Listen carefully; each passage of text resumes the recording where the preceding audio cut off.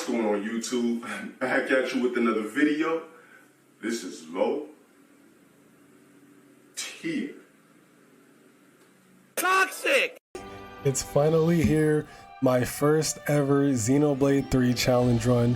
This is probably going to be the longest one I've done so far, and definitely one of the most fun.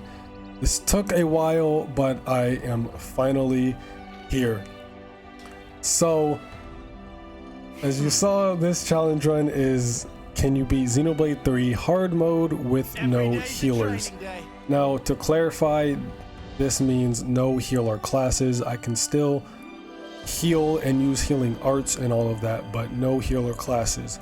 And even with that, it is still extremely difficult because, as we know, the only way to revive party members is healers. Only healers can revive party members except for the item Memory Locket, which I have put on one of the party members, but only one, because if everyone had a Memory Locket, this would be too easy. But getting straight into the build, I mainly just use my default party, like my default party formation that I normally use, but I've changed around some of the healers. Noah, for example, has Seraph, and this is to just do as much damage as possible, just maximize his damage with all of his arts. Leveling Fire boosts damage dealt by 50%. Crimson Lance, I gave him Crimson Lance for topple art because we are going to be driver combo locking enemies a lot in this playthrough to minimize the damage we take. Inferno Dance is going to be his major damage art, and then just Bleed, Pierce, and Power Charge. As for his skills, I have Essence of Ether on, which is just a universal skill you should always have, regardless of the party. Boosts ally damage by 30% and reduces enemy block rate by 15, so it's just a free 30% damage boost. Ultimate Qigong boosts his power even more, so he's even stronger, and Cypher Edge for increased crit rate. Gems, Steel Cleaver to increase attack, just again another universal thing everyone should have, as well as increasing his crit hit damage and reduce aggro when using arts. This will help to keep the aggro on Mio as much as possible, or Mio and Ashura.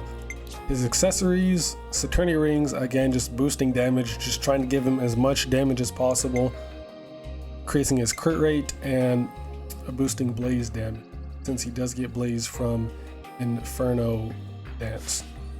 Now for Mio, who is the main star of this, I have her on Zephyr, so of course it's Zephyr, so she can keep aggro and evade of the attacks to, you know, try to keep the party alive. The best shot is going with Mio, just her basic arts, and then Quick Draw is a very quick cooldown, and I can use that fusion with Butterfly Blade to get evasion. Cross Impact, of course, for the Power Charge, and Hidden Thorn for Bleed. Skills, I changed skills and arts throughout the game, but this is the starting build. Life-Saving Fist, heal self when auto attacks hit. I thought this would be very helpful as to keeping Mio alive, and considering she will have the aggro on her most of the time, using the auto attacks to heal would help, but admittedly this did not heal anywhere near as much as I thought it did. Beaming Edge, which is just another universal skill you should have at all times regardless of the team, is boost all allies crit rate by 20% and crit percentage points by 50%. Just a universally good skill. And Eye for weak points, each successful attack boosts crit by 2% of initial value. Now, Eye for weak point and Life-Saving Fist I change out later in the run, but we will talk about that when we get there. For gems, I also change out later on. Tailwind, increase agility, so she can just, you know, as she can hold, you know, just not die. I'm blanking out. Now, Disperse Bloodlust, I actually had this on. Empowered Combo, just increase canceling by 75% since we can art spam with Mio pretty effectively. And then again, increasing attack. Accessories, I have Iovis rings on her, boost agility. Pro Tiara Chalk 5 fills chain attack gauge slightly on art execution. This is very helpful because we're going to be using quite a few chain attacks, and chain attacks actually save me in a lot of fights. Chain attacks come in very clutch, and then ceramic belt to just boost her attack. Uni is going to have Incursor. As for, I forgot to mention, Mio's talent art is going to be Pride of Place. This is the Lapidarist. So Masha's talent art is very good. It's both a blaze and regenerate field effect. So I use this to kind of help keep healthy, keep the party healthy. Since we're not going to have a lot of ways to heal, this will kind of help with that. And there will be ways I increase the healing power later on. Uni is going to be Incursor again, just for all-out damage. Her arts are Aerial Slash, Mystic Vision, Glitter Stream, and she has both a break art and a launch art, so we can consistently get Java combos off. Energy Grenade, it's not too helpful, but the passive DOT is a little helpful. Although negligible, it is still there, so over time it'll be helpful. And then Demolition, just a very good Pierce art. As for her skills, Cypher Edge boosts crit damage and crit percentage, and then Fighting Prowess to boost her physical arts by 40%, which, now that I think about it, didn't really help because I'm pretty sure all of these are ether arts. Okay, no, they're physical arts. I was thinking I had Full Metal Jaguar. As for her gems, this is pretty standard, just like Noah: attack, crit, and aggro reduction. And for Tion, he's going to have Nipponic Champion because Nipponic Champion is very, very tanky. So I already have Mio as an evasion tank, and Tion is going to be my just raw face tank. Arts are the basic arts. And then Multi-Blast as my healing art. Admittedly, this didn't really help too much since Tion is the only one with a healing art here. Shadow Eye to decrease his aggro. Again, so Mio can kind of hold it, and then more bleed. Since it is hard mode, debuff resistance is, gone up, and debuff resistance is very high naturally anyway, so more chances to hit it. For skills, we have Swift Song, which is another, universal skill you should have. Boost ally accuracy and evasion by 20%, so it gives everyone a free flat 20% evasion, which increases Mio's even more.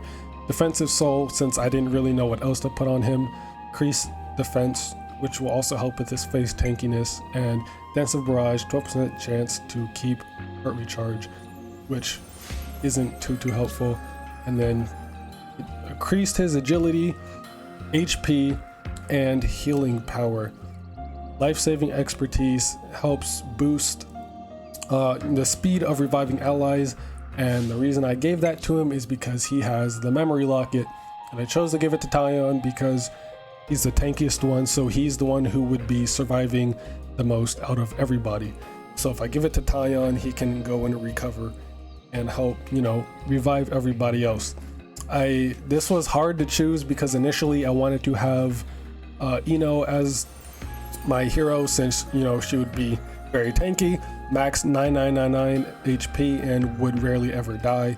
But I felt it would better to be using Ashura because of her chain attack bonus. I gave him titanium support to his boost agility, and Pro TR recovers 80% of recharge for own arts upon reviving an ally. So whenever he revives an ally, he gets 80% of his arts back. So it's going to be very helpful. That on top of him having Glittering Melody, which recharges all arts. So Tion comes in very clutch for this run. He's probably the most important character in this run since he, is the one reviving him. Tion's dead, we're just fucked. And next we have Lanz, who I have on Soul Hacker, Defender.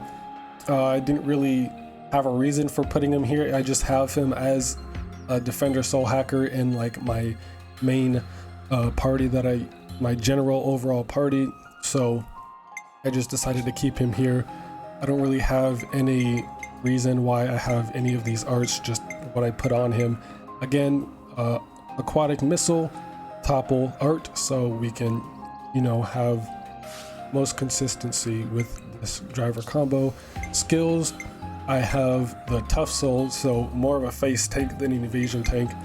Have amazing growth, boost damage dealt based on the amount of battle time elapsed. We're going to be spending a lot of time in a lot of these battles, so the longer the battle goes on, the stronger he gets. Increased block rate, just again to help the face tankiness. And sacrificial heal, this is very helpful. If Lanz dies, everyone else is still alive, gets an immediately 100% heal, go right up to max HP. So this can be very helpful if the whole party's very low on HP. Lanz can die and heal everybody back up. And then the basic gems, attack, agility, and crit.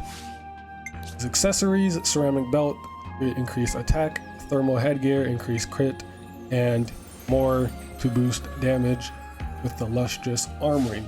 Next, we have Sena, who is going to be very helpful throughout this run. I gave her Ogre for her very high chance to break. Now for her arts, again, a flashback as a break art, a power charge, and energy grenade, same reason for uni, and then her basic arts. I decided to give her Cry of Faith because although we're not going to be getting buffs too much in this run, it's still helpful to at least get a little bit, you know, a couple buffs may, you know, mean the difference between life and death in some of these fights. So I gave her Cry of Faith to apply 2 random buffs to all allies that could come in clutch. Her skills, Abundant Oceans, which is again another universal skill you should just be running. It's probably my favorite skill. Abundant Oceans reduces damage to allies by 15% and boosts HP recovery by 15%. So everybody gets just a free 15% damage reduction, which is very, very helpful, and you can definitely tell the difference from when you're using it and not using it. Critical strike, and then defensive soul. As for her gems, the same, you know, aggro reduction, crit, and attack. And her accessories, Fraternal Badge, boost recharge speed by 50% when non-defenders are targeted.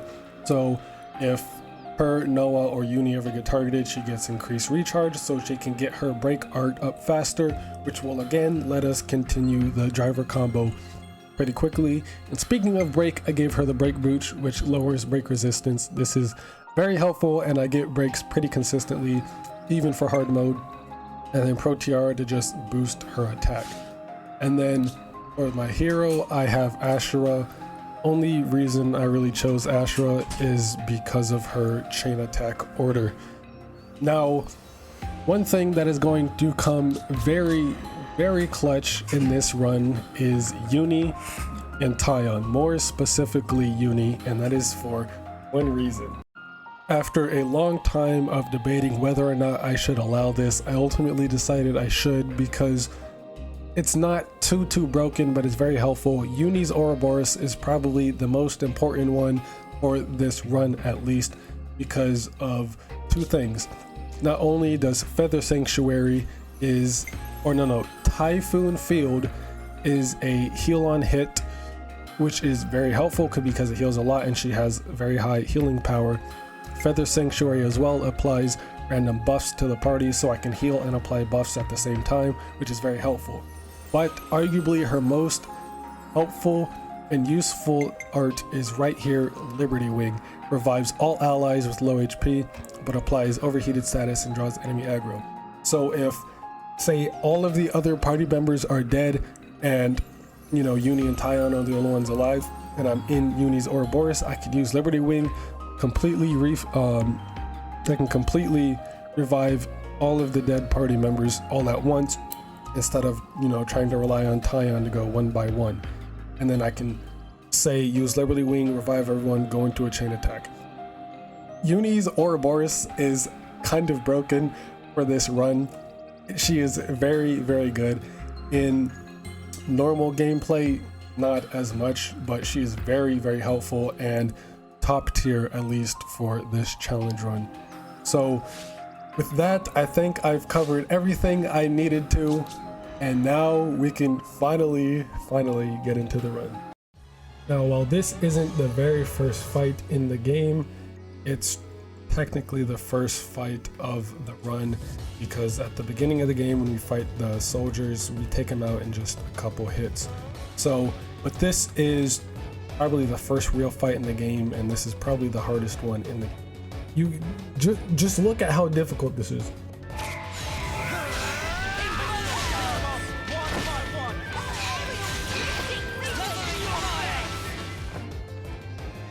Jokes aside, this Roppel was definitely tough.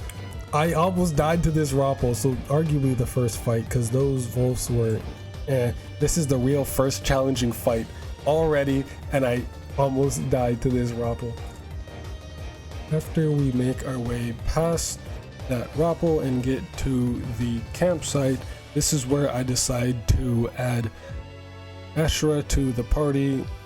I can add her earlier as soon as Mamba leaves, but I had forgotten until now. But it's a good thing that I did, because immediately after this we fight 4 Agnus enemies. They weren't too difficult. I just, kind of bodied them with Uni, since she has very high crit rate and damage, so we get through it without too much of an issue. After that, on our way down to Garaflava Plains, we run into some sentries who we make quick work of, and then we meet the Agnus trio. And I thought this fight would be very difficult because Mio has such high evasion, it would be hard to hit her, but then this happens.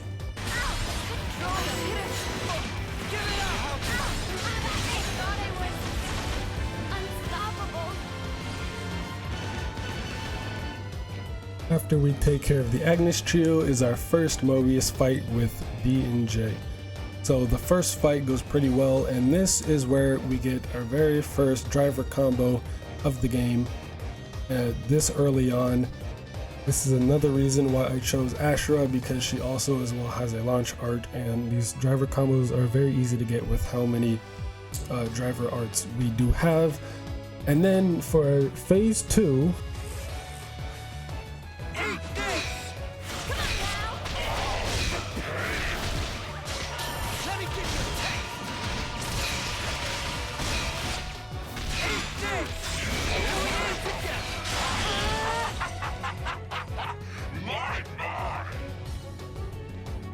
and then after the long trek back all the way to Xenoblade Plains, we fight a couple of wolves who don't even stand a chance. After that, we make our way through Melik Meadow. We fight the enemies around the Frontis Hulk and then activate the Frontis Hulk. Once we do that, we make our way into Aegis Wilderness and get to the campsite near where Colony 4 is at. After that, find out we need some Aspar eyeballs in order to craft gems, so therefore we go and fight the Aspar to get the glowing eyeballs, and this fight goes relatively simple. The first phase is scripted to go this way, but after that we're fine. This fight is what teaches us how to use chain attacks, but since my party is so cracked, we have no need for such chain attack. Next, we make our way through Aegis Wilderness, and on our way up to the Ethel fight, we have to fight some Keves troops along the way, which we make quick work of, and the next big boss fight is Ethel and her little cronies. Now, Ethel isn't really too much of an issue, and we get rid of her pretty quickly. We just keep aggro on Mio, art spam with Mio, and then Noah coming in clutch with the massive damage. Now, next after that, we fight Consule K. Now, again, just like Ethel, Consule K is a bit of a pushover, with Noah coming in with the big dick damage. Now, once we defeat the first phase of Consule K, we have to fight him in his Mobius form.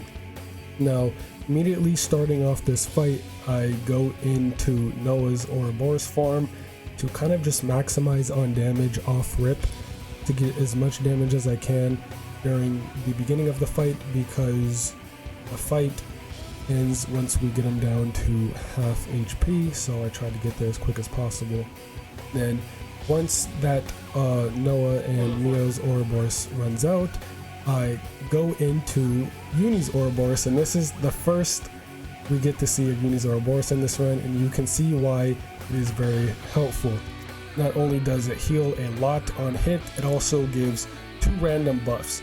Now the animations are pretty long, but we can spam these 2 arts over and over again to stay pretty healthy throughout fights and get a lot of buffs. And then again, like I said, Liberty Wing is also very helpful because it'll revive any fallen allies. And another bonus is that Uni's Ouroboros, her talent art, has Mobius up damage.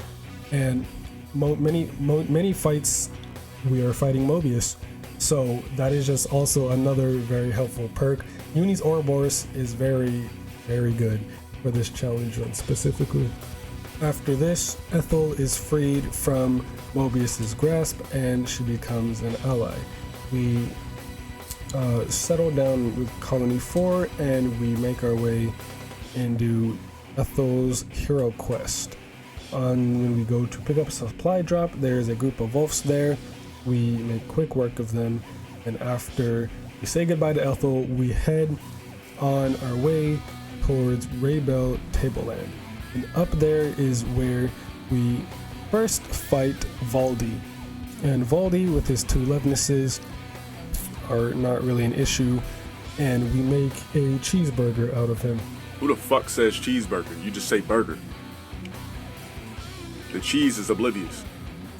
After we make a burger out of Valdi, we help get the levelness parts and build his mini levelness. And the mini levelness will lead us back to Colony 30. And then here in Colony 30, we fight the incomplete siege lev. Holy Jesus. What is that? What the fuck is that? So yeah, I may or may not have forgotten to take Valdi out of the party and put Ashura back in. I know the run is invalidated, it's garbage, it's trashed. I am a terrible human being. I don't deserve to make this video. But even with Valdi here as a healer and at max HP, this was still very difficult. And although I forgot to take him out of the party, you know, I can't just end the video here. I can't just invalidate the whole thing here. So I'll make this one exception. But even with Valdi, this fight was pretty difficult and I almost lost a couple of times. I end up going into Uni's Ouroboros here, and you can just see how good her Ouroboros is, giving me all these buffs pretty quickly. And near the end, I started to struggle a little bit. I got a little scared, so I went into Noah's Ouroboros, and then Lanz activated on his own. I'm not able to change the Ouroboros activations yet, so we'll have to wait until later on. But I almost died here. This would have been my first death of the run this early in, but we actually clutched because Mio is just that disgustingly nutty. After we take care of the whole Colony 30 situation, we make our way to the Orion tunnels, and in the old Kana battlefield, we run into this Lepus. Now, this Lepus was actually pretty scary, surprisingly. A couple of party members died, but it's alright. I let Tion heal them, and again, I use Uni's Ouroboros here to kind of just spam buffs. That's going to be the strat for a lot of these early fights, is to just spam buffs at the beginning of the fight and then just go off. Now, a couple of party members die here, and then I actually end up going into Noah's Ouroboros here because I was scared of the glorified breach. He started charging up. I thought this was going to be a giant attack, so I went into the Ouroboros to prevent Mio from dying, just in case it hit Mio, which was a very small chance, but just in case it did, I was not trying to have Mio die and lose all of her art charge. Now, in this fight, I actually hadn't equipped Pride of Place yet. I still had Dominion flower on, which I will be changing later on once I struggle a little bit. But after that, we finish off the Lepus in Noah's Ouroboros. Once we finally make it into the Arayan tunnels, we fix the elevator, take it down all the way to the ruins of Fonsamima. Down here is when we fight this arachno to continue and finish Manana and Riku's side story. Now for this fight, I immediately went into Noah's Ouroboros and just spammed my AoE attacks since there are a lot of enemies here. And let me tell you, it is so damn satisfying seeing all those numbers pop up on screen at once. I love the screen clutter in this game. It is so satisfying to see, and there's so much going on. I love it. But we take out most of the smaller arachnos within these AoE attacks, and from then we just have to finish off the Queen Arachno. After we make it to Araya, we finally come out into the Pentalus region and we fight the Lambda Pharaonis. Now this Pharaonis surprisingly wasn't as difficult as I thought it would have been. You know, I almost die here, so I go into uni and spam the buffs, especially for this fight since it is so big, it has so much HP. I think I went into Noah's Ouroboros to prevent Mio from dying. Mio or Noah was close to dying, so I went into Noah's Ouroboros to do as much damage as possible. But once we take care of this Pharaonis, we fight Yoren. Now, he was 8 levels higher than me. I was at level 21, he was at 21 or 29, so I stood absolutely no chance. I thought I could clutch with Uni here and just heal everybody with Uni's Ouroboros, and eventually everyone went into Ouroboros, so I was like, okay, I have this fight in the bag. As long as I use Uni, heal everybody up, and just wait for a chain attack and then go all out. But however, of course, Klaus doesn't really like me too much, and he let this happen.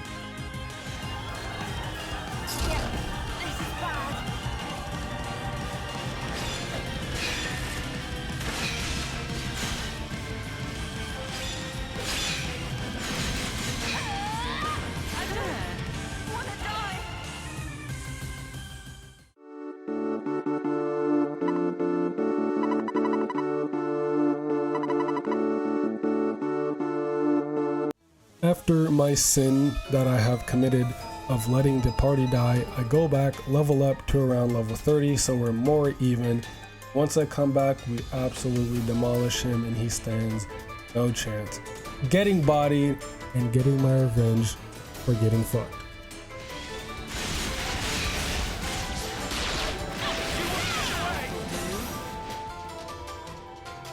I forgot to mention that during that Yoren fight, after I went and leveled up to level 30, is when I equipped Pride of Place, which you will see in effect in this fight.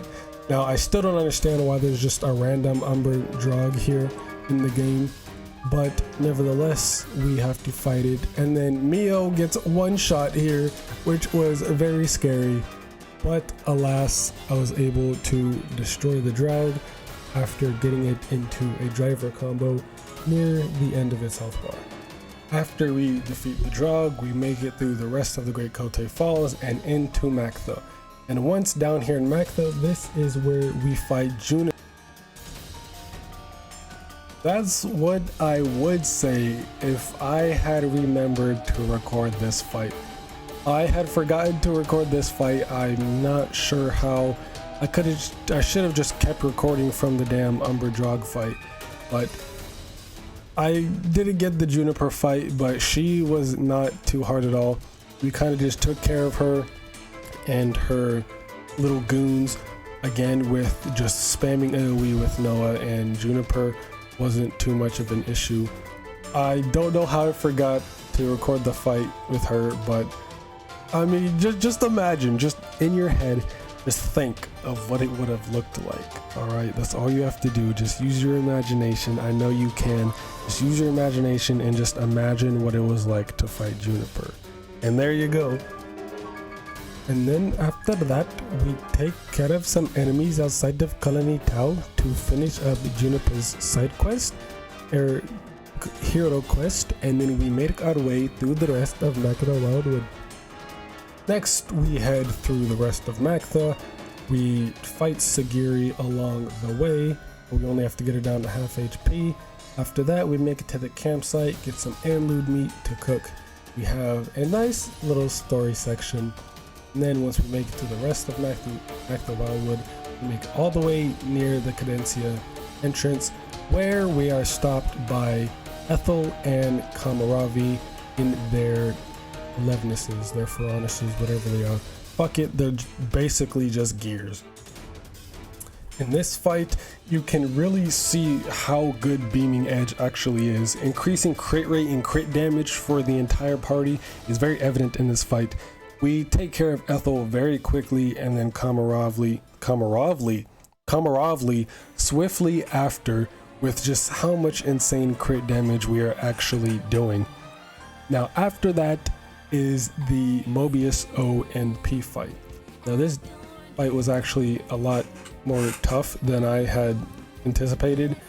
Mio gets to around half health here, and I was scared she was going to die, so I went into her Ouroboros in order to keep her from dying. And then a little bit later into the fight, we actually start getting fucked, and everyone is kind of close to dying, so I hurry up and scramble to get into Uni's Ouroboros, which is just so good for this challenge run. I may actually redo this challenge run and ban Uni, her Ouroboros, from the challenge run, because that made it kind of easy. Uni's Ouroboros came in clutch a lot in this run, so I might redo it and just ban her outright. But here we see our first use of Liberty Wing to revive Noah, as well as our very first chain attack about halfway through the game. Now, I was scared we were going to die, so I didn't want to risk anything, so I waited to get the Mobius into launch and then go straight into a chain attack. That way we can do as much damage as possible, because an enemy takes more damage when they are launched. And once we get into the chain attack, it's just game the fuck over.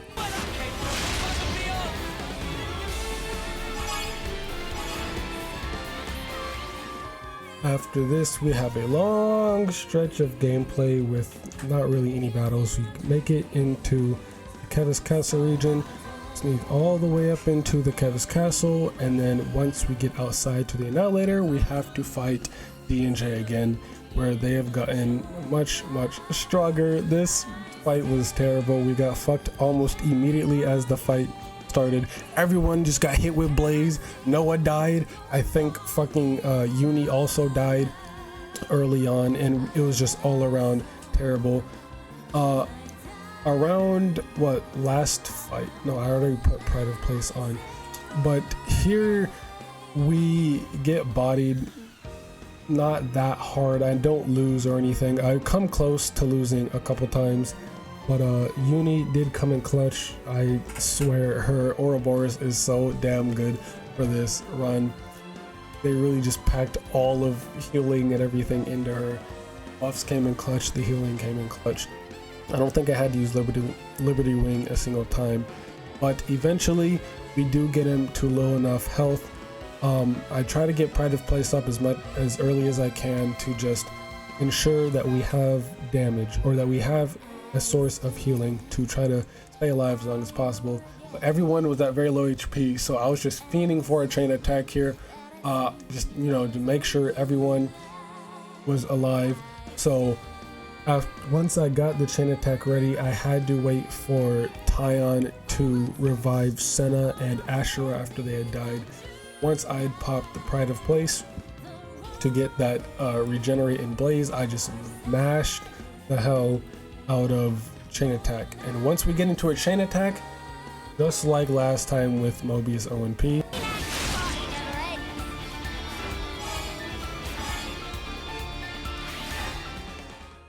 after we fight D&J, our next target is the Queen of Xenoblade 1 herself, Melia, except this is the fake imposter Melia. Now, this fight was very poppycock, because okay, first everyone was dying. So I went into Uni's Ouroboros to heal everybody. But of course, Melia had other plans. As soon as I go into Uni's Ouroboros, I get shackle arts. She casts shackle arts on me. So like 75% of the duration through Uni's Ouroboros, I can't use arch. I'm just sitting there auto attacking. So I finally get to attack. All right. I try to heal. I use the healing art, and then I was going to go into Liberty Wing since damn near everybody was dead. As soon as the healing art animation ended, I get shackled again. So I can't use Liberty Wing to revive anyone. So everyone dies, including Tion, and Mio is the only one left alive. And then I don't know why, but for some reason my dumbass got desperate and I went into a chain attack with only Mio. All right, I don't know why. That doesn't really do anything since I can't even complete a round with just Mio herself. She doesn't have enough TP. So all I did was get like a free art, I guess. And then I got out, I used Pride of Place, hoping that maybe that the Pride of Place healing would combat the damage that Mio's taking and her evasion. But no, she got shackled arts as soon as I came out of the chain attack, or as soon as I used Pride of Place, and I got absolutely demolished. It was so sad and frustrating. But I rematch Melia and I get much better RNG. We don't get fucked over by shackle arts, and we come back and body her.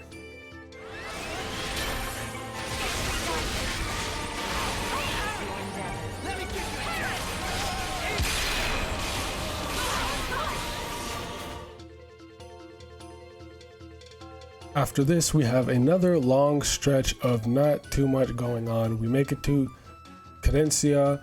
We get to see Shania. All right, of course, that put a massive smile on my face as soon as I saw Shania and following her to the city. I savored every damn second. You better fucking believe it. Shania is my baby. After which, we make it to the city. Go through a lot of story. We have to leave Shania, all right, and we make it into Cadencia. Once we make it to Corn Island, we fight a group of Agnus enemies, and surprisingly, I didn't have to go into Ouroboros at all here. You'd think I'd go into Noah's Ouroboros and just spam AoE arts since there are a lot of enemies. And naturally, I would think that too, but for some reason here, I did not think to do that. And I mean, I guess I didn't really need to because we took care of them pretty quickly. Next, we make our way to Thurbin Island, and along the way, we have to get keys to unlock each of the gates, and we have to go through like a little gauntlet type of thing. For each gate, there's multiple waves of enemies. I guess this is like pseudo Arcsage gauntlet before it even came out for wave 3. But once we do that, we get into the building and we can get information in order to infiltrate the prison. And while we're here, we have to fight some guards outside of the door, and I got aggroed by the unique monster, and then this happened.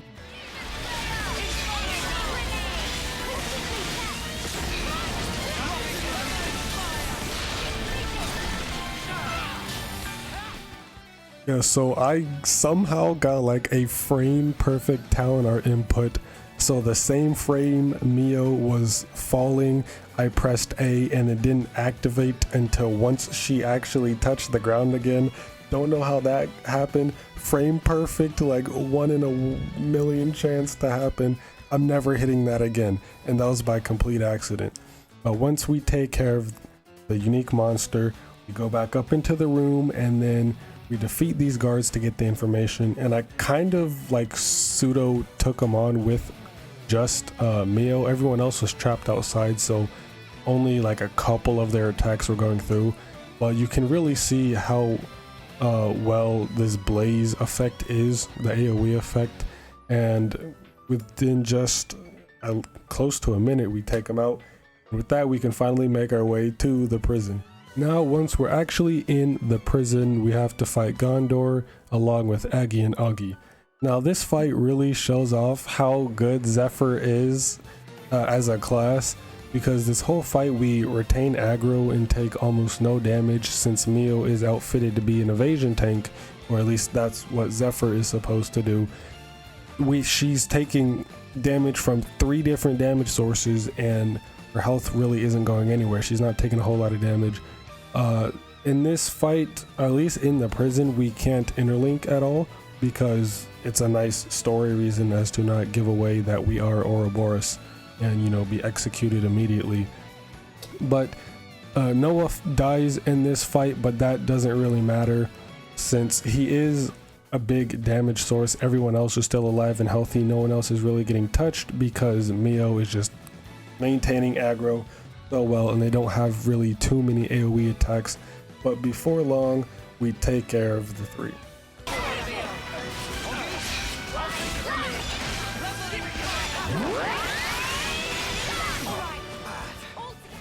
After we defeat Gondor, we take 3 days in prison, and on the second day we fight a Ferris who I almost get bodied by. Mio actually dies to the Ferris the first time, and then when we fight it again up the hill, I almost die again.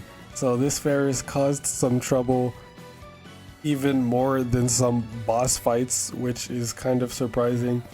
But after that, on the 3rd day is when we plan our ambush and escape the Ligarte prison. And once we open the gates, we are stopped by the Agnian forces and we must fight a Gironus. Now this Gironus we didn't really have an issue with. We actually, you know, toppled it right before it used a very scary attack, so we just barely clutched out and defeated it. And then after that Gironus fight, we have another legendary fight.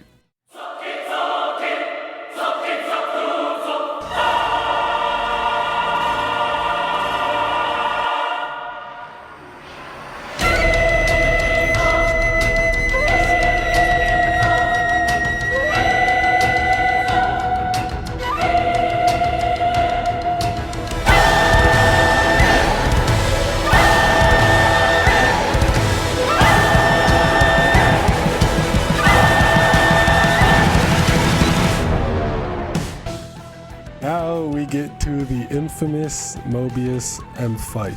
This fight is very scary, at least for a casual playthrough. Surprisingly, I didn't struggle as much as I thought I would. I thought I'd be here for hours, but I actually got through it on my first attempt. Now, this fight is very interesting.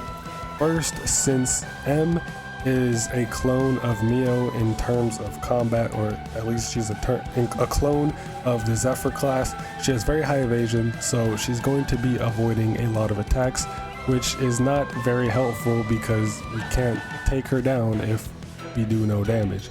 Now, she's not really too difficult. She's just like any other fight, that is until she uses Eclipse Soul, where she takes control of one of the party members and starts attacking the rest of the party with them, which is very scary because these builds are outfitted to do a lot of damage, especially the attackers. So the optimal strat here is whenever she uses Eclipse Soul, just go into one of the Ouroboros and basically just stay in the Ouroboros as long as you can until Eclipse Soul ends, because attacking M isn't really going to do anything. She's not really going to take any damage until Eclipse Soul ends. So the main thing you want to do is just sit in interlink until the Eclipse Soul duration wears off, so that, you know, you don't die before it goes off, because she is most likely going to kill the rest of the party minus the 2 characters you're interlinking with. So just make sure you're in interlink until that ends, and then once that's over, we can go back to normal combat, and it's a while before she uses Eclipse Soul again. By that time we have, you know, we're all set up, got our buffs, got our field effects up, so when she uses Eclipse Soul again, we're not really too worried. We don't really need to go into interlink this time. We just keep attacking M, build up our Telenauts and everything, and we get through the first phase pretty well. Now on to phase 2. The second phase is much like the first. But in this phase, she likes to use Universal Vertex and Mirage Slash a lot more. Mirage Slash is a single target melee attack, it does a lot of damage. And then Universal Vertex creates like an energy shield around her to where she takes reduced damage. So that could be very annoying and prolong the fight. But I actually end up getting a blade or a driver combo here on her, and then I just go into Noah's Ouroboros to kind of just finish it off quicker and just deal more damage to her. But phase 2 wasn't really as difficult as phase 1, surprisingly. And then after M, we fight her opposite in Mobius M. After we defeat M, we fight N, and N is a lot more challenging than M is, which makes sense since he is stronger. He is a whole lot stronger, alright? I actually risked dying here. A couple of the characters died a couple times, and then I even panicked and used Uni's Ouroboros just to be safe. So I only really use Uni's Ouroboros if, you know, it's a dire situation and I feel like I need to, or else I'm going to lose the fight. So I get it, you know, use Uni's Ouroboros, heal everybody up, stack all the buffs, and we're good for a little bit. And he starts to do quite a bit of damage, and a lot of his attacks do heavy damage, and some of them are AoE. So sometimes the damage he deals is greater than the health I can heal, so he does out damage my healing a lot of the time. And just a little side thing that's not really too important, but I think Noah, or N, and M have some of the coolest art names in the whole game. They're so Blood Moon, Chimera, Glimmering Swiftblade, Shred the Strawman, Shred the Strawman, Universal Flicker, Dominion Flower, Universal Vertex, Mirage Slash. They're all just such cool ass art names. That doesn't really have anything to do with anything, but I just wanted to put that out there because I do think they have some pretty dope ass art names. But near the end, I wait to get N in a launch, and then after we do that, we get him into a chain attack, and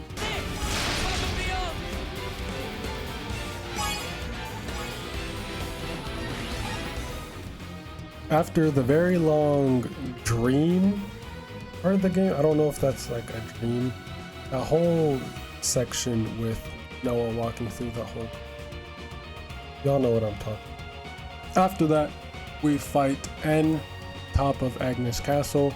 We start off in our Ouroboros forms now, so there's not much to say about that. But this fight in general was actually a bit tougher than I thought it would have been. We almost die. Noah, Mio, Uni, and Tion were typically at low health for a large majority of this fight, especially when we came out of the Ouroboros, since we already had bleed while we were in Ouroboros, so that didn't really help. So the first 4 characters are always at low HP, and I think Mio actually died here once. Around half of his health bar started struggling. Sena and Lanz somehow didn't really get touched, and Asher was right. So as I normally do, I waited for Tion to revive everybody, and then I went into Uni's Ouroboros, got everybody back up to full health, put a bunch of buffs on them, and then we just ran through, and we shredded the straw man, and we kind of came out on top. Surprisingly, I didn't even have to use a chain attack here. I had the opportunity to, but that just would have wasted time and I didn't really need to. But we actually end up taking down N on our very first. Immediately after the end fight, we have to fake Nia, and fake Nia isn't really hard at all. This is where we get Lucky 7. I'll tear it all down! No! No, you can't! This is our path to the future! Tion! Mio! Tion! Mio! Tion! Mio! Let's show him a thing or three. I'm sorry. I can't go easy on you. Tachyon Slash! in the story. We first time using Lucky 7. New Game Plus, we can use it whenever, but this is where we first get Lucky 7 in the story. And of course, I just switch over to Noah and immediately just spam Tachyon slash till I can get the talent art up, and then just do a full driver combo, because smash damage in this game is very stupid. And these enemies in hard mode, all they really do, hard mode isn't really that hard. All it really does is just increase enemy HP and attack power. So smash on the driver combo here doesn't do as much damage as I thought it would have, because every enemy in hard mode is just a fucking sponge, so they just eat damage. But that was basically the strat for this fight, was to just continually use Noah whenever his talent art came up. I would use that for big damage. And then the second time around, of course, the topple hit, like the hit that would have toppled misses, so I don't even get the full driver combo here. I get the break but no topple, and then of course one of the party members topples immediately after I missed the topple, so I didn't get the full break, topple, launch, smash. So I just decided to just buff and just use other arts until Tachyon slash came up, and then I'll just Tachyon slash all the way back up to talent art or talent gauge, and then go off. And then Noah gets one shot here, so the rest of the fight we just go back to Mio and go off. Eventually I do get a chain attack fairly late into the fight, around like the lower third or lower fourth of the health bar, going to a chain attack. I actually decided to end it early, because just going for a whole nother round would have just taken too much time, and I already killed fake Nia in like 2 hits after the chain attack anyway. But I'm surprised Noah didn't overkill there like he normally would have, but I don't know, it was the first round, so I'm surprised he didn't kill. But we did beat Nia without really any. Now we start Mio's side story and make our way to Colony Omega. And during this fight with these group of enemies here, you can really see how good of a talent art Pride of Place is, because of the blaze damage it deals to all of them. You can see how much blaze damage they actually take before we even attack them. Now for these two fights, these hordes, I guess, I decided not to focus attacks on one enemy, so I just let everyone attack whoever instead of focusing on one, so that way everyone, the enemies would all be taking damage, and it would just be quicker. Whenever you kill one, you just go to the other, has a little bit of health left because the other party members were attacking. And this is also actually where I realized that I don't have Asherah. So apparently your hero gets taken out of the party when you fight N, at the top of Agnus Castle, and then I couldn't put her back in the party during the fake Nia fight because it's directly after. And I didn't even notice this, so I came all the way here, did these fights, this entire Mio side story without Asherah, and I actually didn't struggle all that much, surprisingly. So we didn't even need Asherah for this, but later on we'll definitely need her, and you'll be able to see why. But next we fight Kamaravi, Mwamba, Hacked, and Miyabi. They weren't really too much of an issue. We took down Mwamba so quick, we just bodied him so hard. I kind of feel bad, not really, I don't. But I think we ended up taking out Kamaravi last because he has the most health and strongest. So we took everyone else out. I didn't really have a priority list of who to take out first, but took down Mwamba first, and then we went Hacked. I think Miyabi, Hacked, and then Kamaravi. It doesn't really matter, but got through them pretty easily. And then we get on to the Mobius Y fight. Now this fight isn't scary, actually. I think this is probably one of the easiest Mobius fights that I've had in the game so far, considering, you know, his significance. He's not really an issue, it's just that he's super tanky. You know, he just naturally has a lot of HP, and then hard mode just bumps that way up. So this fight takes quite a while because it takes so long to whittle his health down. We stay healthy throughout the fight, use Pride of Place to keep us healthy. So health isn't really an issue. I think Noah does die once here, and just because he's naturally going to die throughout this challenge run because he's using Seraph. And Seraph is very strong, but a downside is that it loses some HP when using certain arts, kind of like a trade-off for being so powerful. A lot of the arts take HP, so Noah is typically at low health for a lot of fights, and he does eventually die here, which isn't really a surprise. He's died damn near every fight throughout the run so far. But Mio does get grabbed. That's really about the only insane thing that happens in this fight. Mio does get grabbed, and surprisingly she didn't take damage when thrown, which I don't think that's supposed to happen. Every other time ever I've gotten grabbed like that by Y or whatever other enemy, I've taken damage and died, so different. But the fight was okay so far, and then of course when I go into Noah's Ouroboros form to use Origin Blade, the last two arts that I needed to hit to get full talent gauge were blocked. So of course every attack hit except for those last two arts when, you know, I was at the end of the heat gauge and I just needed those two arts in order to challenge the talent gauge up and then go off. But of course the last two attacks misses, or last two attacks were blocked, so just making the fight longer than it needs to be. But eventually we get him into a chain attack and finish him off with Toast Mios. This isn't the end! This is the decider!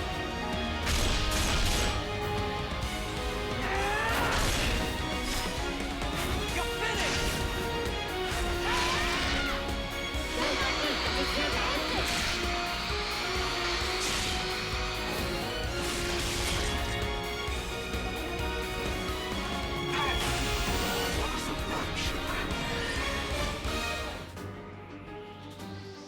Now we make our way to the Cloud Keep and fight Mobius D and Mobius J. This fight was actually not that scary, but also kinda scary. Mobius J, I focused on him first, no particular reason. But Mio and Noah did both die, and then they were very low HP because there's not really many ways to heal. So I just panicked, went into you know, Mio's Ouroboros and just kind of stayed in there until it ran out. Tried to stack up as much damage as I could. I was going to wait to use my talent art until the end, right before the gauge maxed out, because that's when she does the most damage. It's a skill I shared from Noah, is the higher the gauge, or the closer the gauge is to being filled, the more damage you do. So typically want to wait till right before it caps out. But of course that doesn't happen because I got launched right before it ended and I was mashing A. I wanted to cancel it out of an auto attack, but that was too slow. I should have just mashed it as soon as I got out of launch and I probably would have hit it, but it was like a frame too late, so I didn't get that. And then once they came out of Ouroboros, we started to struggle a little bit. Everyone was close to dying, and you know, I wasn't risking shit, so I went into Uni's Ouroboros, and we know what happens from there. I might have to redo this challenge run. And just outright ban Uni, her Ouroboros form, because it's just way too broken for a run like this. I can fully heal the party, give them a shit ton of buffs, and if they all die, I can fully re-heal them. And not to mention her talent art does increase damage to Mobius, so it takes a pretty decent chunk out of D. So I don't know, I might just redo this challenge run sometime in the future and just ban Uni's Ouroboros, because she is uber tier for a challenge run like this. After we kill Jay, D isn't much of an issue because we get him into a chain attack.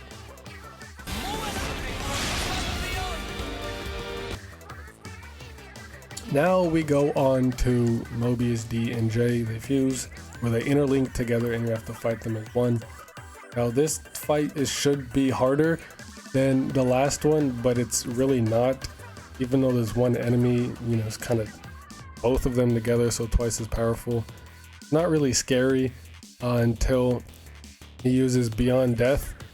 I have a chain attack ready, and he uses Beyond Death, you know, probably his strongest move, or one of his strongest moves, I don't really know. I wasn't risking shit, so used the chain attack here, and we kind of destroyed him. I don't know, in the last fight, when I was just fighting D by himself, his health bar was, what, like 3/4 full? And I destroyed him with almost a full health bar, so that doesn't go to show how broken chain attacks are in this game. Even like unoptimal chain attacks, you can do a nasty amount of damage, even on hard mode when enemies have bigger health bars. So it just goes to show how strong chain attacks really are in this game. And Xenoblade 3 challenge or chain attacks are, you know, the best chain attacks in the series. They're the most customizable, you can deal the most damage. They're kind of insane. But this whole Cloud Keep section was not really an issue. I never really got team wiped. I probably would have if I didn't use Uni, but you know, I panicked. I wanted to try to do the fight again, so I had. And during the fetch quest for the Origin medal, we have to fight this bitch ass Rana. Not an issue. We won. We run straight through it. I mean, it's just kind of like a little side mini boss in this side quest. So I mean, it's only a couple levels higher, but it's just a basic Rana, so there's not really much to explain for this fight. Now after the fetch quest, we do Noah's side story, and for some reason I thought I had to fight this unique monster in order to get past, and you know, obviously I got bodied by it. I went to level up, and then I was walking over to fight it again, then I remembered, oh shit, there's a zip line I can take to get past it, which, you know, I need to do anyway. So I don't know why I thought I needed to fight it. That was just a big time waste. But we finally get into Keves Castle and we fight Console Chris. Now, a lot of fights starting around mid-game are going to be very similar, so it's not that, not too entertaining starting from then.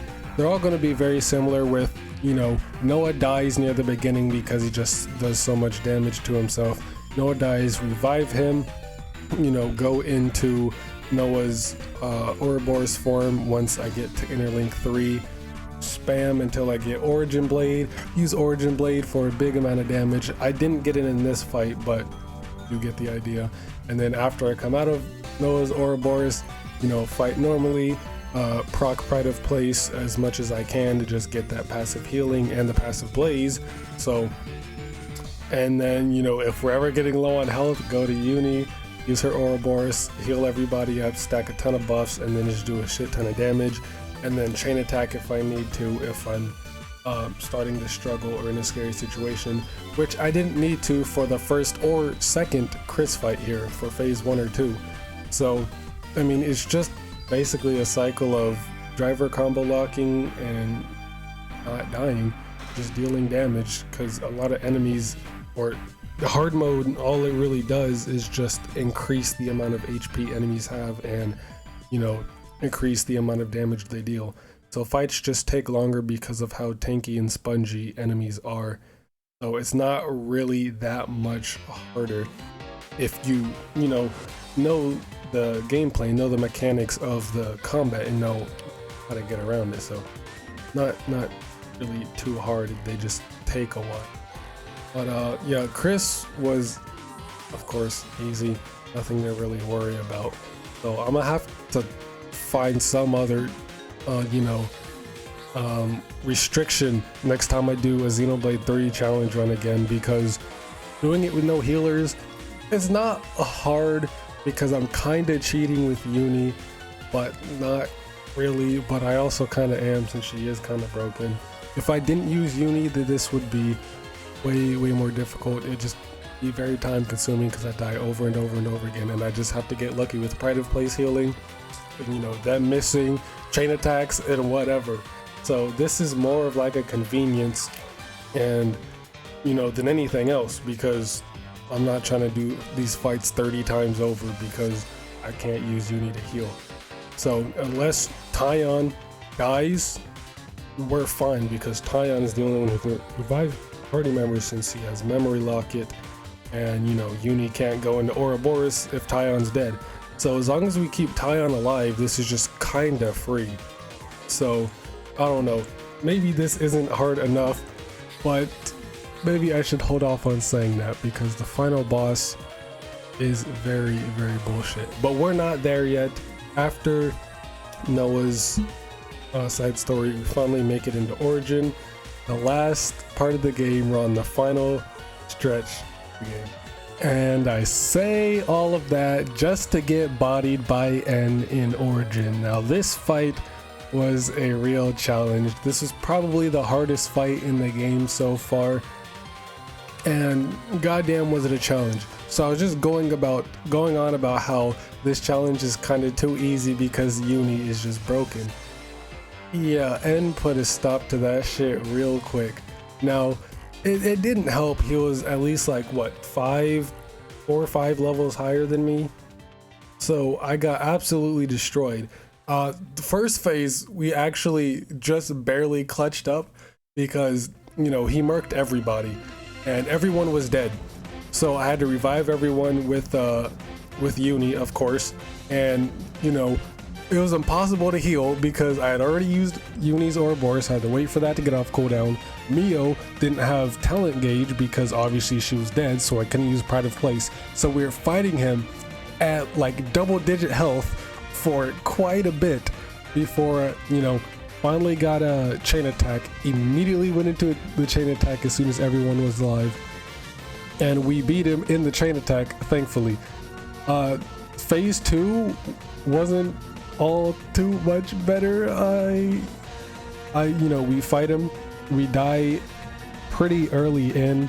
I try to clutch up with Sena, her Ouroboros, you know, just hoping, even though her and Lanz were the only ones left alive, and I barely took any of his health bar away, so obviously it wouldn't work. So I was just wasting time at that point. And then for some reason my dumbass decided to fight him again at, you know, still multiple levels below him. He absolutely fucked me. So I finally took the time to go level up to around his level, and we did pretty decent. First phase we got through without really an issue. The second phase we almost got fucked again.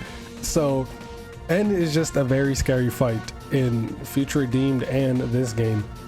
So even casual playthroughs, he's pretty tough. So even with leveling up, we're on equal ground. He still almost destroyed me in the second phase. So, but miraculously, I finally beat him in only like 3 attempts. Surprisingly, I thought it'd take me a lot longer, but can't really say the same about the final boss. Now, the rest of, you know, after N up to the final boss is just we're getting through Origin, fighting a bunch of, like, there's some certain little story fights, not too important since it's just random enemies, but we do eventually get to Mobius Y. Now you'd think Mobius Y would be a harder fight than N, since, you know, he's later in the game than N. Big bad Mobius who's been terrorizing us throughout the whole game.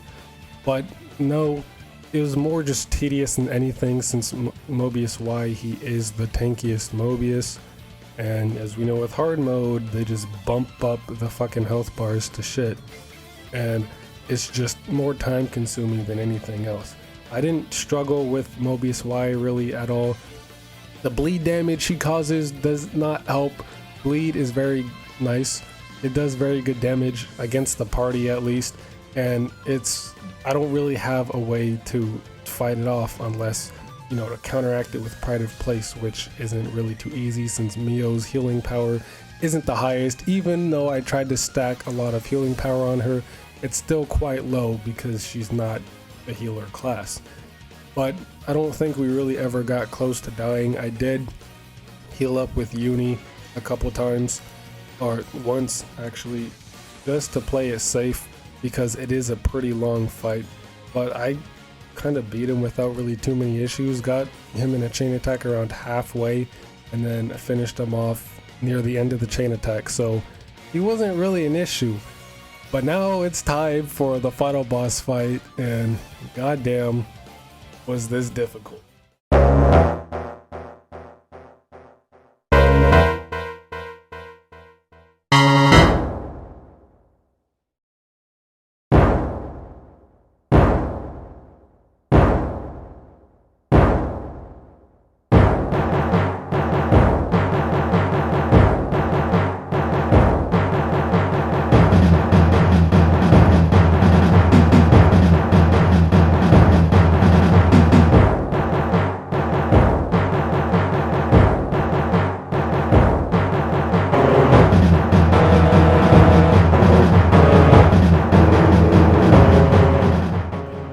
Now, I don't even know where to start with this fight. This fight took me over 2 hours to do, non-stop by the way, just 2 full hours of just doing this fight over and over and over again. There's so many damn phases to this fight, and they're all kinda bullshit. And difficult if you don't have healers. Even with healers on my for very ever first playthrough of Xenoblade 3, I died on, you know, this boss fight, which a lot of people did. So this is not an easy boss fight, especially on hard mode with no healers. Now, the hardest part, surprisingly, is actually the first section when we're fighting Z in the amphitheater. Since he has so many different restrictions, it's just hard not to die. And since we can't really heal, because first of all, Interlink is sealed throughout damn near the whole amphitheater section, so we can't even go into Uni and heal until, you know, after we go through the whole chain attack thing and finally have no restrictions, full potential in combat, where we absolutely body him, run down his health bar so quick, because, you know, we're just unstoppable. And later on, actually, I started using Noah's in a Lucky 7 and just started spamming Tachyon Slash to do damage throughout the multiple phases of, like, you know, the frozen stage, the burning stage, and all that. And then once we finally got full power again, I would driver combo lock him, or, you know, with Lucky 7. But this fight was very, very, very bullshit, and this is another reason why I put capable hands on Mio, because I will need Pride of Place at all times as much as I can, even with, you know, the bullshit ass stage hazards. Pride of Place can't really clutch up as much as I need it to. So once Mio uses it, it's kind of hard to build it back up, because not only, all right, do we get sealed with Interlink on the ice stage section or phase, I guess, recharge is slowed, so it takes even longer to build up my arts, which makes it longer to build up my talent art. So it's just very bullshit, and I don't really have any ways of healing that through that. So I just die over and over and over again. If I finally get past the ice section, the fire stage isn't really helping either, considering it's a stage hazard, or, you know, like a field hazard. So we're constantly taking blaze damage, and Pride of Place doesn't really do much to counteract that. Not only that, it's indefinite. Well, it's not indefinite, but it lasts quite a long time. Most times I die before it can even run out. So at least the fire stage, I don't know about the ice stage, but the fire stage is not like infinite until you beat that section, that phase.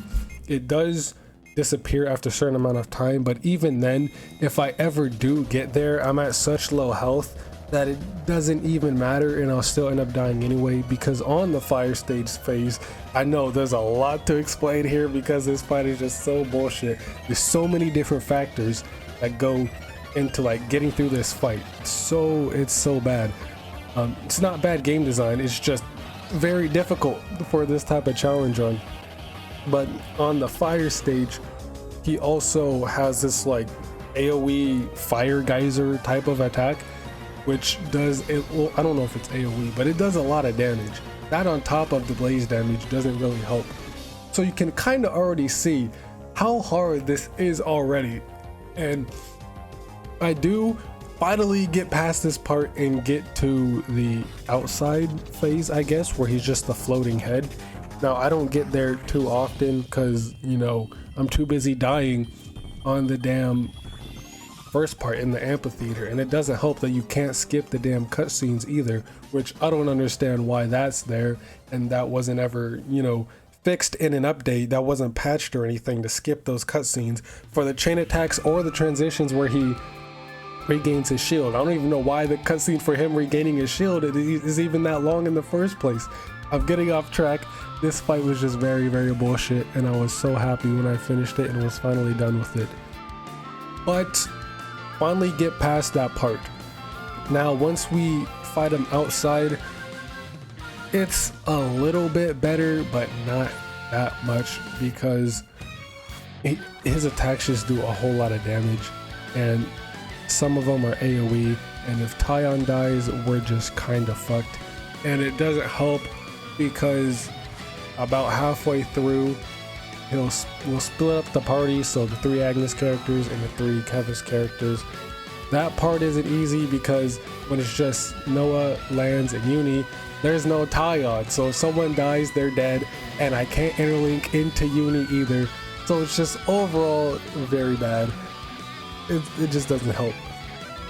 So, and I mean, you know, Ashura can't really heal, nor does she have a memory locket. I decided to put the memory locket on Tion because he's the tankiest, so obviously he'd have the highest chance of surviving. But even on the Keves side, it's very difficult because Noah deals damage to himself, Uni retains aggro very easily because of how much damage she does, and Lanz, although being a defender, he doesn't do too much damage, so he can't kill him or he dies. But the upside that is that Lanz has sacrificial heal, so when he dies it fully heals everybody else. That did come in clutch a couple times, but it might as well have not even have been there because it didn't really do much. It did matter a couple times, but not too much. And then finally when the heroes come in and help us, it gets a little bit easier, but even still the healer heroes don't really, you know, revive you or really even heal. They're kind of just like spirits, and they're just there dealing damage. They don't really heal or anything, so it's not that big of a help, but still quite a bit. And then finally I got past all of that bullshit about an hour in, and I was just about to beat him, and then this shit happened.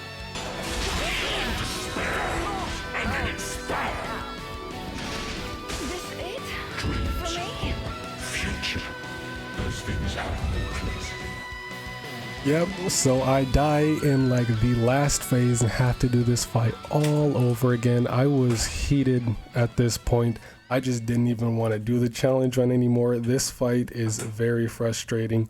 Even, you know, outside of a challenge run, just this fight in general is just very frustrating. So I had to go through all of that again, dying over and over and over again. I can't even count how many times I've done this fight. Bullshit.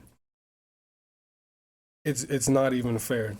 But finally, after almost 2 hours, I finally did beat Z. Even though it felt impossible, I finally beat Z. Nothing going.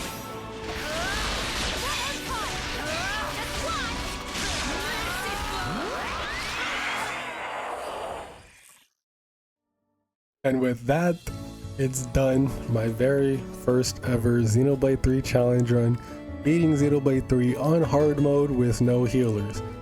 And even with Uni, it was still pretty difficult in late game, even though most of the game was kind of a joke and a pushover because I had Uni's Ouroboros. It was damn near mandatory for the very end of the game, from like just the origin part of the game, because everything just hit so hard and it was impossible to heal with Mio because she just healed so little. So I can't even tell you how satisfying it was to beat this. If I did ban Uni's Ouroboros, this may genuinely be impossible. Like, even I tried to stay at around level 72, around the same level as Z for the fight, but about like an hour went by and it was not happening. I eventually had to level up all the way to 85, and even then I still barely had a chance. So without Uni or Ouroboros, I'd go up all the way up to level 99 and still struggled. So I finally did it. I beat Xenoblade 3 without any healers on hard mode. This was actually very fun, and this is obviously going to be my longest challenge run, but damn, did this take forever to do, and it's going to take forever to edit. So I'm glad I finally got it done and it's finally out, and hopefully y'all enjoyed it too. I definitely want to do more Xenoblade 3 challenge runs, but I'm not really too sure what else there really is to do that would be challenging. Maybe y'all could leave some ideas in the comments or I'll think of something else. But I really do like doing challenge runs for this series, and I'm eventually going to do challenge runs for Xenosaga once I finish Saga 3. I already have a challenge in mind for that one, so that's going to take even longer than this one. But I also have one for Xenoblade 1 that I'm kind of excited about. So, but with all of that, end of the video, I finally beat it. It's finally done. I can stop stressing about it now. But yeah, that's really about it. So as always, thanks for watching. Have a damn good day. Stay safe, be well, and play some goddamn Xenoblade.